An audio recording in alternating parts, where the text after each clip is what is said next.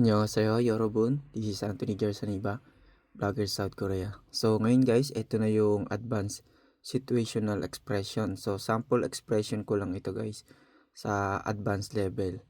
So kung ikaw yung tao na maalalahanin, so magagamit mo tong grammar sentence na to. So sa mga gustong kumuha ulit ng copy, mag-message lang po kayo.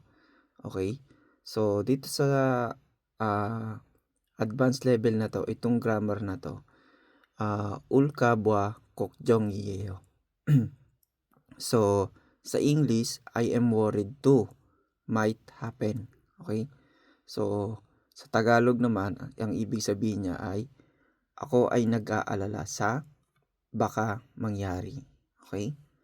So, saan ito kinakabit o ikino-conjugate? Okay? So, ito ay ikino-conjugate sa verbs, maging sa action verb or descriptive verbs. So, sa lahat ng verbs guys, pwede itong i-conjugate. So, paano ang pagko-conjugate?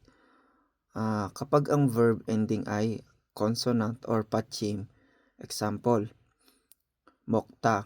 So, tatanggalin natin yung ta sa huli, magiging mok plus uul kabwa kokjong이에요. So, equals mogul kabwa kokjong이에요. Okay? So, sa sa English, ang ibig sabihin niya ay I am worried too you might eat. Okay? So, nag-aalala ako baka kinain mo. Okay? So, yun yung ibig sabihin niya. So kapag ang verb ending naman ay vowel, for example, kada, tanggal natin yung da, magiging ka, plus ul, kaba. So, tinanggal natin yung u. Rule lang yung idadagdag natin. Rule kabwa kokjong이에요.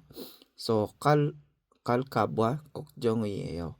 So, I am worried you might go. So, nag-aalala ako baka pumunta ka doon.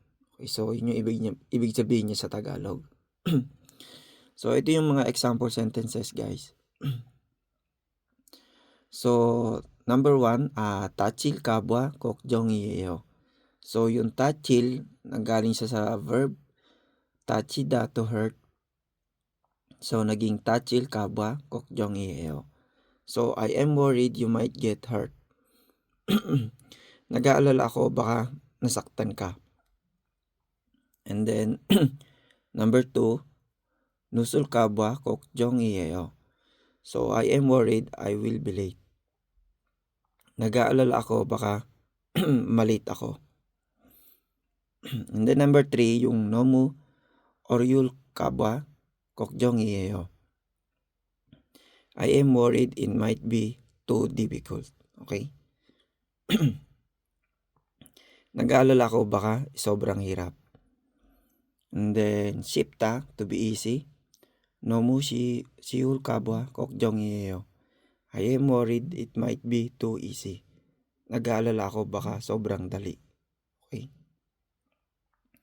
And then waneda, to get angry.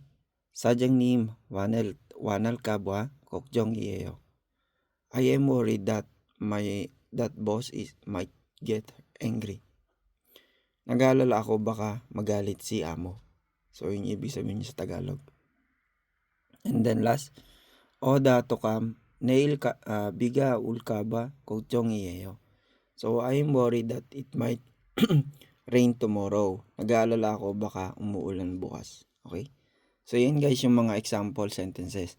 So pagka gusto nyong explore tong ganitong grammar, i-try nyong i-conjugate sa iba pang mga verb, and then gawan nyo ng sentences para ma-familiarize natin or magamay natin itong grammar na to. Okay? So hanggang dyan lang guys, pasensya na kayo sa boss natin at minamalat tayo. So nag-snow na kasi dito sa South Korea. So sobrang lamig na ngayon guys. So yan, kapag nakita natin mamaya, bibidyohan natin yung snow. Okay, so hanggang dyan lang guys, maraming salamat. Thank you and God bless.